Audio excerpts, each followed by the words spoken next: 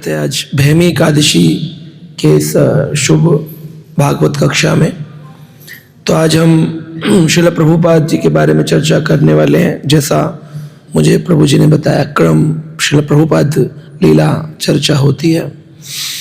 तो आज हमने एक भजन गाया है, शुद्ध भक्त चरण रेणु भजन अनुकूला। इस भजन को किसने लिखा है? श्रील भक्ति विनोद ठाकुर महाराज ने लिखा है।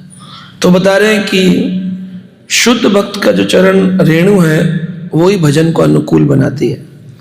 तो भजन रेणु का अर्थ क्या है? रेणु का अर्थ है उनके द्वारा दिए गए उपदेश।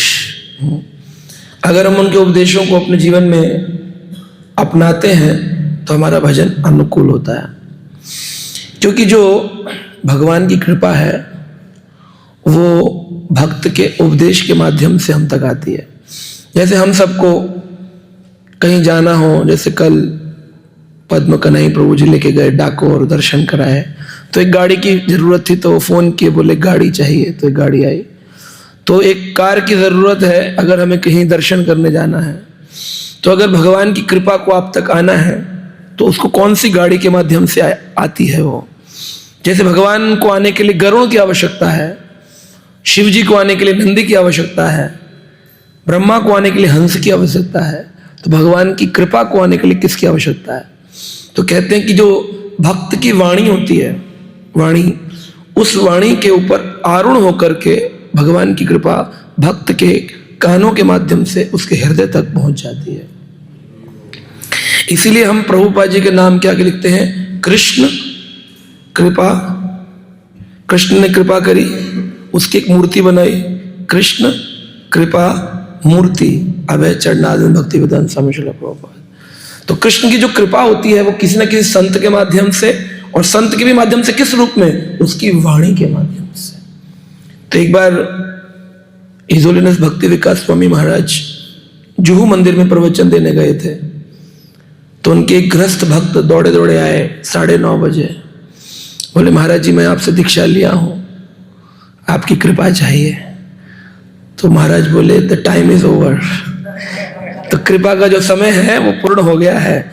यानी गुरु की कृपा, संत कृपा कब मिलती है? उनकी भगवत वाणी के रूप में मिलती है। तो भक्त सेवा परम सिद्धि प्रेम लति कर मूला। अगर कोई व्यक्ति भगवान के प्रति प्रेम चाहता है तो उसकी एक ही तरीका, हमने कल भी चर्चा किया, भक्ति महारानी स्वतंत्र है और वो केवल भक्त की सेवा के माध्यम से स्वतः ही दूसरे भक्त के हृदय में प्रकट हो सकती है, अन्यथा और कोई तरीका नहीं है। तो भक्तों की सेवा करना, अब सेवा करना क्या है? सेवा करना है जिसमें भक्त प्रसन्न हो। भक्त कहता है, प्रभुपाद जी ने उदाहरण दिया, अगर गुरु ने कहा मुझे दूध पीना है तो दूध दो, और बोले पानी पीना है, मैं बहुत प्यासा हूं मुझे पानी दे दो। बोले महाराज जी दूध लीजिए, दूध में पानी तो होता ही है, आप बड़े कमजोर लग रहे हैं, आप में थोड़ा बल आ जाएगा। तो प्रभुपाद जी बोलते हैं ये वैष्णव को प्रसन्न नहीं करेगा। अगर कोई वैष्णव बिना घी का प्रसाद पाना पसंद कर रहा है तो उसको बिना घी का ही देना चाहिए। अरे नहीं नहीं, आप पथमेड़ा का घी लीजिए आप। तो वो उसको प्रसन्न नहीं कर रहा, उसके स्वास्थ्य ठीक नहीं है, लेकिन भक्त अपना प्रेम उमड़ रहा है ना, तो वो प्रेम वो ठीक नहीं है। इसलिए भक्त सेवा, सेवा जो है ये बहुत ही डीप बात है। एक शब्द है सेवा। सेवा की जब तक भाव नहीं है, सेवा में हमें भक्त के प्रति संवेदनशीलता नहीं है, हम किसी भक्त की सेवा नहीं कर सकते। अब हर व्यक्ति का अलग अलग होता है। जैसे हम देखें श्रील प्रभुपाद जी के जो वर्तमान आचार्य हैं उन सब का भी मूड अलग अलग है। कोई मंदिर बनाना चाहता है, कोई कीर्तन करना चाहता है, कोई पुस्तक बांटना चाहता है, कोई भागवत करना चाहता है, तो सबके मूड अलग अलग है। तो आपको अपना अंडरस्टैंडिंग, अपना एक स्वाभाविक नेचर जो है, गीता में जैसे भगवान कहते हैं, वो स्वाभाविक वृत्ति और आपके जो शिक्षक हैं या जो आपके गुरुजन हैं उनके मूड से मनोभीष्टम स्थापितम ये न भूतले, मनोभीष्ट समझा रूप गोस्वामी सनातन गोस्वामी ने अपने आचार्य श्री चैतन्य महाप्रभु का। मनोभीष्टम, अब 4 प्रकार के शिष्य हैं।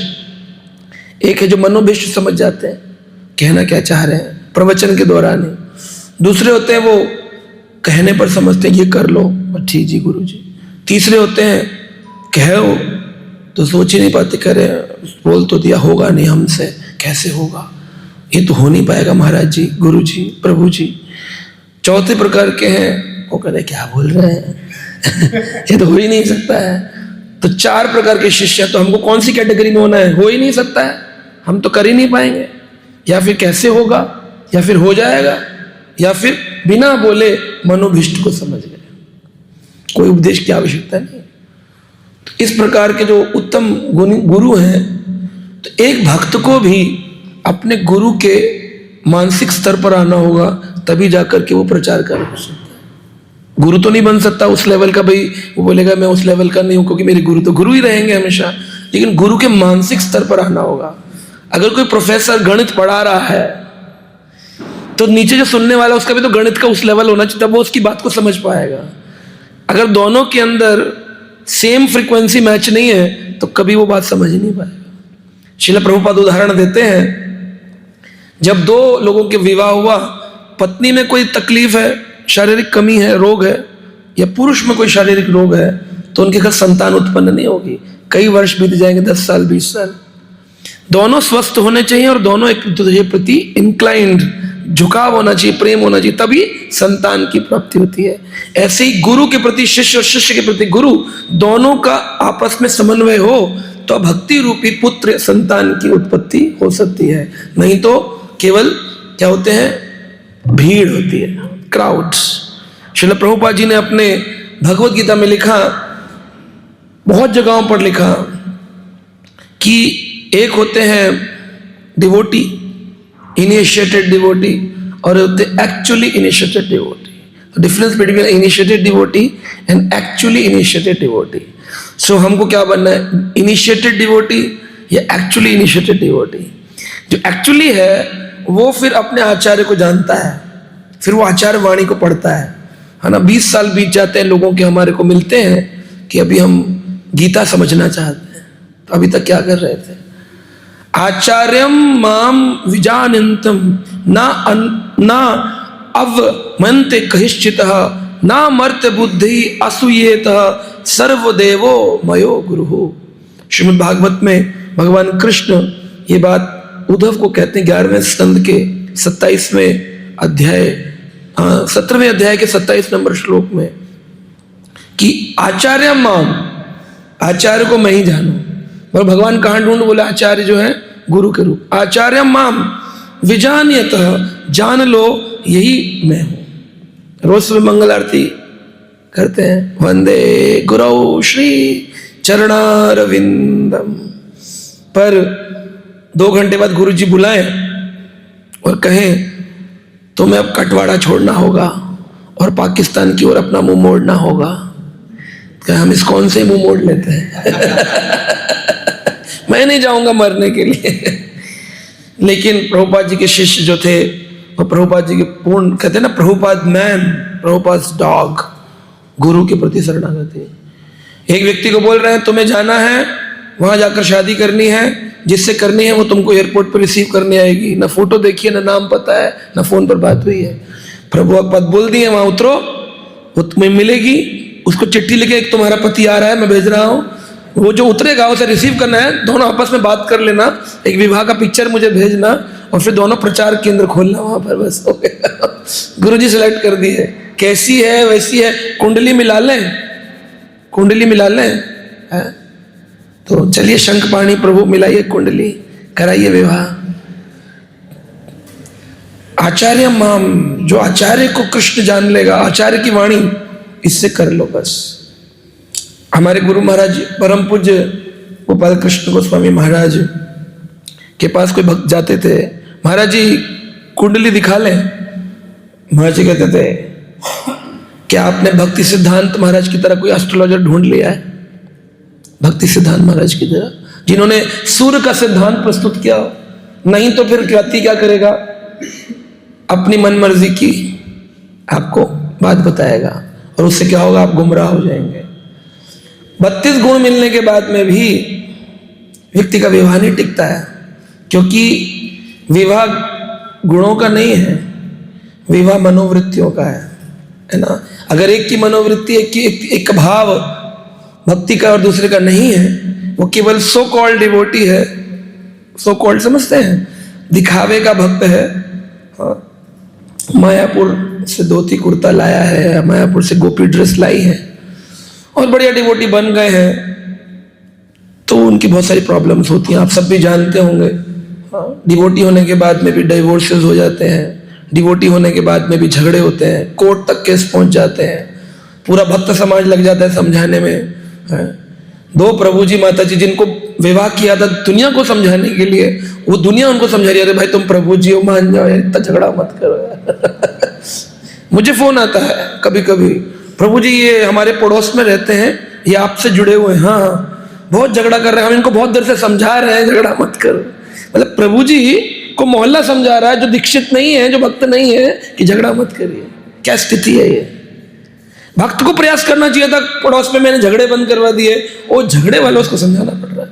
क्यों होता है ऐसा? क्योंकि उनकी आचार्यों के प्रति निष्ठा नहीं होती है, वह केवल इन्फ्लुएंस में आते हैं, बहुत अच्छा है, बहुत अच्छा है, आ जाओ आ जाओ आ जाओ, दीक्षा हो रही, ले लो ले लो ले लो ले लो, बैठ जाओ, मैं करवा देता हूँ, मैं करवा देता हूँ। हाँ बोलना मत, कितने साल से जुड़े हैं, बता दो, हो जाओ से। तो गोपाल कृष्ण गोसाई महाराज कहते थे, काउंसलर को झूठ बोलकर दीक्षा तो ले लोगे, पर प्रेम प्राप्त कैसे करोगे? उसके लिए आचार्य निष्ठा प्रभुपाद जी के शिष्यों में है। एक प्रभुपाद जी के शिष्य थे, उनको अध्यक्ष बनाना था, और अगर उनको बोलो तुम अध्यक्ष बन जाओ तो मना कर देते थे। कई लोग प्रयास किए थे, आप बनेंगे? ना ना मैं नहीं। तो प्रभुपाद जी स्ट्रेटेजी लगाने में एक्सपर्ट थे। तो प्रभुपाद जी एक दिन बोले उनको, मैं सोच रहा हूं कि तुम जो हो वो चले जाओ और जाकर के पाकिस्तान अफगानिस्तान में प्रचार करो। और प्रभुपाद ये नहीं हो पाएगा, इसके अलावा आप कुछ भी दीजिए, मैं करने को तैयार हूं। बोले ठीक है, तो इस मंदिर के अध्यक्ष बन जाओ। कि जी प्रभुपाद। तो सब प्रभुपाद सही है ना, Prabhupada was very expert, very expert. इसलिए गुरु को ना मरते बुद्धि, उसमें मृत बुद्धि नहीं होनी चाहिए कि अरे ये तो मृत संसार का प्राणी है, बूढ़ा भी है, हम जवान है, ये हमको क्या सिखाएगा। ऐसा भाव रखा। सर्व में देवो मयो गुरु, सारे देवता गुरु के अंदर वास करते हैं, इसलिए गुरु का पूजन किया जाता है। हमारे यहाँ तो मंगल आरती गुरु से, उसके बाद गुरु पूजा में गुरु जी, भागवतम क्लास के अंदर गुरु को प्रणाम मंत्र, भोग लगाएं तो गुरु को प्रणाम मंत्र, फिर कृष्ण को प्रणाम मंत्र। बिना गुरु के तो गाड़ी चलनी नहीं है। बढ़िया एसयूवी गाड़ी है, चाबी नहीं है, चलेगी नहीं। तो कृष्ण भक्ति की गाड़ी की चाबी ही गुरु जी है, गुरु जी के बिना गाड़ी चलती नहीं। कहते हैं संसार में एक जीव दूसरे जीव का सेवा करता है, जीवो जीवस्य जीवनम, सुना है आपने श्लोक, भागवत में आता है ये। हाँ, तो नारद जी युधिष्ठिर महाराज को बताते हैं, अहस्तानी सहस्तानाम अपादानी चतुष्पदान फाल्गुनी तत्र महताम जीवो जीवस्य जीवनम। प्रथम स्कंद के 13वें अध्याय में 47 नंबर श्लोक में नारद मुनि युधिष्ठिर को कहते हैं, इस संसार में सब एक दूसरे पर निर्भर हैं। अहस्तानी सहस्तानाम, जिनके हाथ नहीं हैं उनके ऊपर जिनके हाथ हैं वो उनको पकड़ कर ले जाते हैं। जैसे सांप चल रहा है, ऊपर से चील आई, उसके हाथ है, सांप के हाथ में तो पकड़ेगी, उठा के ले जाएगी।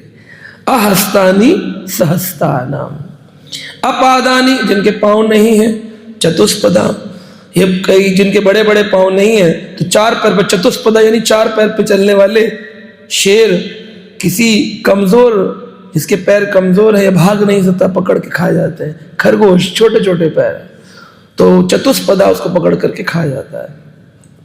फाल्गुनी तत्र महताम, तो इस प्रकार से हर फाल्गुनी यानी वीक, कमजोर, तत्र महताम, जो शक्तिशाली है, महान है, वो हमेशा कमजोर को दबाएगा ही दबाएगा। जीवो जीवस्य जीवनम, इस संसार में एक जीव का जीवन दूसरे से ही चलता है। तो हम लोग कहते हैं कि अगर भगवान की प्राप्ति चाहिए तो एक जीव यानी एक जीवात्मा का जीवन जीव गोस्वामी होने चाहिए। जीवो जीवस्य ही जीवनम। अगर जीव गोस्वामी की परंपरा में जुड़ गए, जितने षट गोस्वामी थे उनमें से जीव गोस्वामी द मोस्ट स्कॉलर आचार्य है। अपने जीवन में 4 लाख श्लोकों की रचना की है जीव गोस्वामी, और कोई आचार्य नहीं। स्वरूप गोस्वामी, सनातन गोस्वामी 4 लाख श्लोक नहीं लिखा कोई भी। द मोस्ट स्कॉलर आचार्य इन अवर गौड़े वैष्णव जीव गोस्वामी 4 लाख श्लोक लिख दिए। उनके नाम से जीवा इंस्टीट्यूट है। सनातन इंस्टीट्यूट नहीं सुना होगा आपने, जीवा इंस्टीट्यूट है। जीवा आयुर्वेदिक इंस्टीट्यूट चल रहे हैं, जीवा के नाम से औषधालय चल रहे हैं, जीवा के नाम से यूनिवर्सिटीज चल रही हैं, है ना। तो जीवो जीवस्य जीवन, हम जीव का जीवन कौन है? वो आचार्य है। तो इस प्रकार श्रील प्रभुपाद जी सबको शिक्षा दी है बहुत सुंदर सुंदर, कि किस प्रकार से व्यक्ति के अंदर विनम्रता होनी चाहिए, व्यक्ति के अंदर सहनशीलता होनी चाहिए। व्यक्ति भक्ति करना चाहता है तो भक्ति के अंदर 2 मुख्य वस्तु हैं, सहनशीलता और विनम्रता। तो गोपाल कृष्ण गोस्वामी महाराज बताते हैं कि किसी भी वस्तु को खरीदने के लिए कुछ EMI देनी पड़ती है।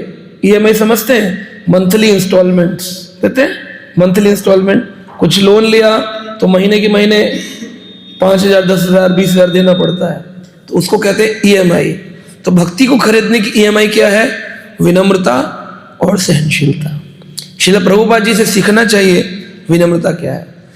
प्रभुपाद जी फाउंडर आचार्य है, जिन्होंने इस मूवमेंट को ढूंढा, खोजा, बनाया, स्थापना किया, संस्थापक आचार्य। हम तो केवल एक सेंटर खोल देते हैं तो उसी में हम जानते हैं हम क्या हो जाते हैं। प्रभुपाद जी कैसे हैं? एक बार एक भक्त ने एयरपोर्ट के ऊपर चिल्लाते हुए कहा, जितने भी भक्त यहाँ पर हैं कृपया कर वेटिंग लॉन्ज में चले जाएं, अभी फ्लाइट 2 घंटा लेट है। तो प्रभुपाद जी अपना लाठी उठाए, छड़ी, अब जप माला लेके चल दिए, हरे कृष्ण हरे कृष्ण। तो प्रेसिडेंट आए, नहीं महाराज, स्वामी जी आपके लिए नहीं बोला, मैंने भक्तों के लिए बोला। तो प्रभुपाद जी ने बोला, क्या मैं भक्त नहीं हूं? क्या मैं भक्त नहीं हूं? देखिए विनम्रता। ये एक बार प्रभुपाद जी प्रवचन दे रहे थे चतुर्वर्ण आश्रम के ऊपर, ब्राह्मण क्षत्रिय वैश्य शूद्र चतुर्वर्णम मया सृष्टम गुणा कर्म विभागशः। ब्राह्मण सबसे श्रेष्ठ होता है जो भगवान के मस्तक से प्रकट होता है, क्षत्रिय उससे लो होता है क्योंकि वो हाथ से प्रकट होता है, वैश्य जो उदर से प्रकट होता है, शूद्र जो पैरों से प्रकट होता है। ये सब बता रहे थे। तो एक व्यक्ति ने से पूछा, यानी आप ऊपर बैठकर बोल रहे हैं आप सबसे ऊंचे हैं और हम नीचे बैठकर सुन रहे हैं हम सबसे नीचे, ये बताना चाहते हैं? प्रभुपाद जी ने कहा नहीं, मैं सबसे ऊंचा मैंने कब कहा? तो बोले फिर आप कौन से वर्ण में आते हैं? बोले पंचम वर्ण में आता हूं। बोले पंचम वर्ण क्या है? बोले इन चतुर्वर्णों का मैं दास हूं, मैं इन 4 वर्णों का दास हूं। ये प्रभुपाद जी का वचन। इतनी विनम्रता संस्थापना आचार्य होने के बाद, है ना। ऐसा भाव भक्त के अंदर, इतनी विनम्रता आ जाए। सहनशीलता की बात तो प्रभुपाद जी की जितनी क्या ही की जा सकती है। इतनी अद्भुत सहनशीलता थी प्रभुपाद जी के अंदर। हमारे दिल्ली में एक मंदिर है, छिप्पीवाड़ा मंदिर, जहां पर प्रभुपाद जी रहा करते थे। जब राधा दामोदर मंदिर में रहे तो 6 साल श्रीमद् भागवत ग्रंथ का रचना करते थे और प्रिंटिंग कराने के लिए लोकल ट्रेन में बैठकर आते थे, लोकल ट्रेन में। और चांदनी चौक में आकर के प्रभुपाद जी के पास इतने पैसे होते थे कि मैं पेपर खरीदूं कि प्रसाद पाऊं, पेपर खरीदूं कि प्रसाद पाऊं। आपके पास होंगे 50 रुपए और भूख लगी होगी तो क्या करें? ग्रंथ खरीदेंगे, गोविंदा में जाके लड्डू खाएंगे। सोचिए आप, अपने अपने आत्मावलोकन करिए आप। श्री जगन्नाथ बल्लभ सुभद्रमणि गौर निताय की जय। तो वहां पे आज भी भक्त बताते हैं, छिप्पीवाड़ा में चांदनी चौक में हम लोग जाते हैं प्राय कथा करने के लिए। अभी तो रिनोवेट हो गया है, सुंदर दिखता है, पर पुराना जो मंदिर था इतना दयनीय स्थिति में था। उसमें प्रभुपाद जी घर घर जाकर के चंदा मांगते थे, जो पैसे इकट्ठे होते थे उससे पेपर खरीदते थे। पेपर, ग्रंथ नहीं, क्या खरीदते थे? पेपर। और पेपर खरीद करके जो रिम आती है 200 पेज की, 500 पेज की, सिर पे रखते थे और फिर लेकर चलते थे। तो लोग पूछते स्वामी जी ये क्या लेकर जा रहे हैं सिर पे? तो बोले श्रीमद् भागवतम। क्या है? भागवत अभी छपा नहीं है, लिखा भी नहीं है, केवल पेपर खरीदा है, सिर पे रखा है। हमारा भागवत कहाँ होता है? कहीं किनारे में, ड्रॉर में, कहीं बैग में नीचे रखा होता है बैग, है ना। हम लोग भागवत सप्ताह करते हैं तो लोग सिर पर भागवत लेके चलते हैं, फोटो खिंचा कर नीचे रख देते हैं। लेकिन सिर पे रखने का मतलब है कि मेरे जीवन के लिए सर्वोपरि उपदेश अगर कोई है वह ग्रंथ राज श्रीमद् भागवतम का। ऐसा तात्पर्य निर्णय हमको समझना है। ये स्ट्रगल किए प्रभुपाद जी ने भागवत को लिखने के लिए। पैसे भूखे रह करके कितने दिन प्रिंटिंग प्रेस का पैसा चुकाते थे कि भागवत अब हो जाए, भागवत आ जाए संसार में। Utilise each and every single penny for Krishna consciousness. Local train, तो हमको प्रयास करना चाहिए। हमारे गुरु महाराज भी ये कहते थे कृष्ण के धन का दुरुपयोग नहीं होना चाहिए। तो एक बार महाराज जी ने मुझे सेवा दिया, सन 2010 की बात है। तो हमारा रांची में एक प्रोजेक्ट बन रहा था, हम लोग mid day meal programme food for life खोल रहे थे, 2010 की बात है। तो महाराज ने मुझे बोला कि तुम जाओ वहाँ पर जाकर स्थापना करो। तो हमको कुछ डोनेशन मिला था टाटा स्टील से, तो हम लोग वहाँ पर स्थापना कर रहे थे। अब घर तो दिल्ली में था, तो आने जाने के लिए 20-25 दिन जब रहे और घर से दूर हों और छोटे बच्चे 1 साल 1.5 साल और हम घर से दूर हैं, कौन ख्याल रखेगा? तो सोचते जितनी जल्दी 2 दिन मिल रहा है तो 2 दिन फ्लाइट से चले जाएं और फ्लाइट से वापस आ जाएं सेवा में वापस। तो फ्लाइट का उपयोग कर लेते थे। एक दिन गुरु महाराज जी ने पूछा कि आप जा रहे हैं रांची, कैसा चल रहा है? जी महाराज बहुत अच्छा चल रहा है, ये प्रचार भी कर रहे हैं, किचन भी चल रहा है, ये भी करते हैं, वो भी करते हैं, बहुत अच्छा बहुत अच्छा। कैसे जाते हैं? महाराज जी 2 दिन का 3 दिन का ही टाइम होता है तो फ्लाइट का उपयोग करते हैं, जाते हैं। फ्लाइट का उपयोग क्यों करते हैं? ट्रेन नहीं जाती कि वहाँ पे? महाराज 14 घंटे 12 घंटे लग जाए, 10 घंटे, इतना समय लग जाएगा, 14 घंटे से ऊपर।